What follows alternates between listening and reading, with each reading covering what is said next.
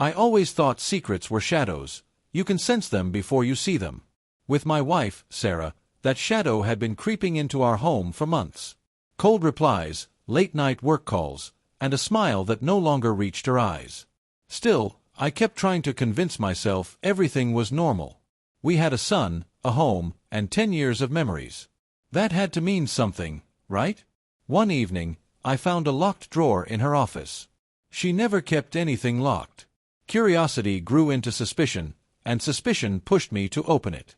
Inside was a small notebook, not a love letter, not photos, but something far stranger.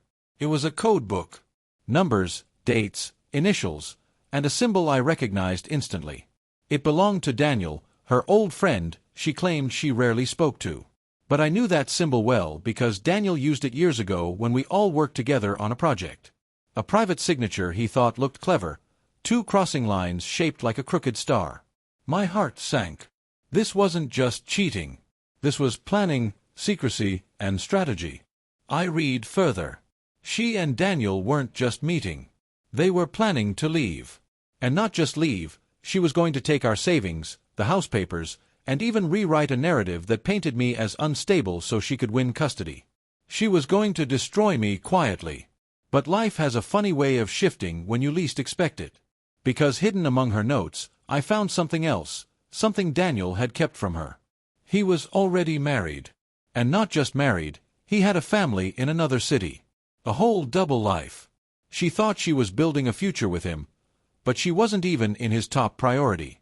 And then I found the real secret. A message Daniel wrote to a friend. She'll fund everything. She has access to her husband's accounts. Once I get what I need, I'm out. My blood ran cold, but my mind became sharper than ever. I didn't rage. I didn't cry.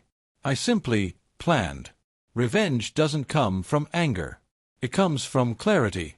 I copied everything, photographed every page, and quietly transferred all our savings into an account she didn't know existed, my mother's old emergency account. That account had been closed for years, or so I thought. But when I entered the card details out of desperate habit, it worked. The bank never shut it down because it had been linked to an old family trust. Money I never knew existed suddenly belonged to me. The moment that card worked, everything changed.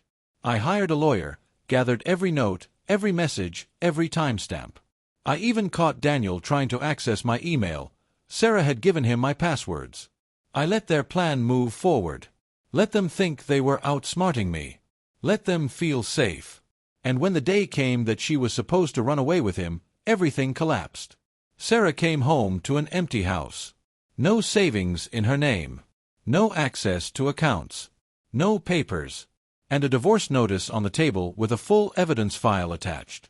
She screamed, cried, begged, every emotion you can imagine, but I stood there calmly. Because I had already seen the truth behind her eyes long before this day. I told her, "You tried to bury me quietly.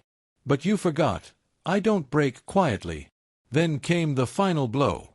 Daniel's wife contacted me after receiving anonymous proof of his double life. Not from me directly. My lawyer handled it. Their entire affair unfolded in front of 2 families at once. Sarah's future vanished in seconds. Daniel's world shattered completely. And me? I walked away with my dignity, my son, and a future untouched by their poison. The saddest part? My revenge wasn't the loud, destructive kind. It was simple. I let them destroy each other with the lies they built together. Sarah later admitted the worst thing wasn't losing the money or the house.